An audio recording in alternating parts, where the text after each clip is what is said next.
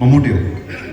ഇതിപ്പം ഒരു പക്ഷേ നമ്മൾ മനസ്സിലാക്കേണ്ട ഒരു കാര്യമാണ്, മലയാള സിനിമയിൽ ഒരു നടനാവുക എന്ന് പറയുന്ന സ്വപ്നവുമായി വന്നിട്ടുള്ള ശരത്ത് അല്ലെങ്കിൽ മീനാക്ഷിയെ സംബന്ധിച്ചിടത്തോളം ഇത് ഞങ്ങളുടെ ഒരു, സൗമ്യയെ സംബന്ധിച്ചിടത്തോളം ഇപ്പോൾ ഒരുപാട് സിനിമകളുടെ ഭാഗമായി അങ്ങനെ വലിയ തിരക്കിലൂടെ നിന്നൊക്കെ അന്ന് സൗമ്യയുണ്ട്.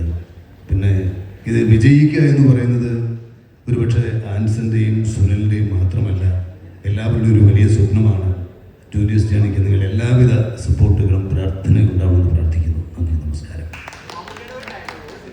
മമ്മൂട്ടിയുടെ ഞാൻ പറയുന്നൊരു ഡയലോഗ് ഞാൻ ചെയ്യാം സ്റ്റേജിൽ.